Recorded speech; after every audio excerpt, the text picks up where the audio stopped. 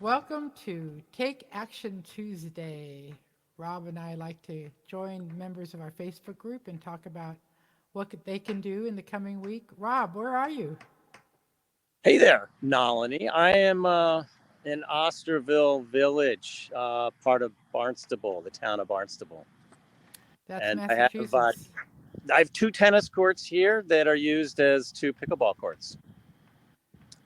Very nice that you made the trip. I know or the neighbors appreciate you coming out there. You have a couple of neighbors who have lodged noise complaints in that region, right? Yeah, absolutely, yes. We have one of our members just actually, if I rotate here, uh, down in that direction, and I am actually, you know what? So 30 minutes ago, I was at my house. I was working on my toilet, and I decided I have to get a part from Home Depot. So I am on my way to Home Depot. And then we talked, and you said, stop by the hotspot. So here I am. And I always have these flyers in my van. So I can drop them off and maybe talk with a few people along the way. But Well, yeah, here. how Mhm. long have you been out there? Because we just signed up a new person to our Facebook group Maybe the that flyers are working. is That's from, how from that's how that magical they are. it's from that court, so that's wonderful.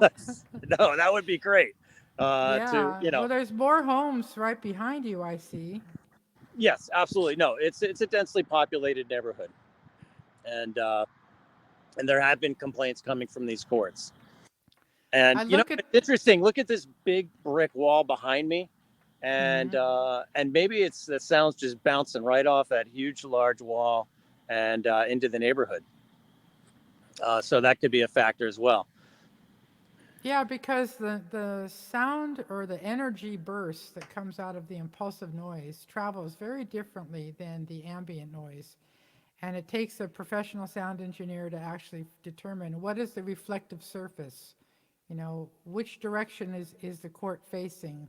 What are the wind and temperature conditions? A lot of times the noise sounds louder at night as the earth cools down. So it's a challenge to figure out where to put these courts. I want you to show me the hours that are posted on the Yeah, fence yeah, yeah. there. The hours. Tennis can play all day long. So in a way, there is. Can you see that there? You know. There we go. Uh-huh. Yeah, pickleball 9 to 5. So in a way, there's some admission that the sound is too loud, right? Isn't that what that sign says to us? Uh, Um, to cut the you hours. know, I hear that yeah, I mean, tennis players don't necessarily like to play at the same time as pickleball, so I think they want to try to uh, do a little bit of staggering. But I wonder how many people are out there that early for tennis. I wonder if they did the pickleball from 7 to 1 and the tennis from 2 to dusk. I wonder Right. what difference that would make to the tennis players. But Exactly. thank you so much for coming out there No, and absolutely. visiting. And have a look at these flyers. If I look at this, right? It's so Yeah, easy. pickleball noise problem. Join us here. And it points to our Facebook group and it points to our YouTube channel. I'm also scrolling some information at the bottom here. We have a Zoom call coming up this Sunday, October 29th. It's called Court Conversions. The Devil is in the Details. And our guests are Esther Hendershot and John Broderick, both from the San Diego area. They have been protecting their tennis courts as much as they can, not trying to do the overstriping as much as possible. So we're going to look forward to hearing from them about what's working and what's not working. Um, Rob, thanks again for joining us and being out there. Absolutely, I thought it was a great opportunity to kind of show what we do and actually how easy it is. It takes very little time, and that's what we need. We need numbers. I think that's You going to be want to very show us the flyer one more time? yeah. And And then we'll upload that to our Facebook group and encourage everybody to go yeah, out and find one of our hotspots and start talking to the neighbors because they don't always show up at the city council meetings.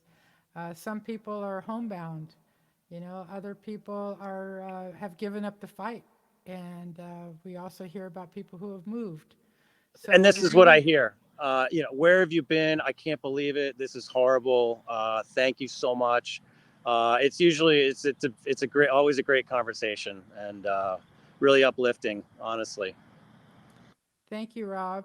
We'll talk to Alrighty. you very soon. Take care. Okay. All right. Bye now.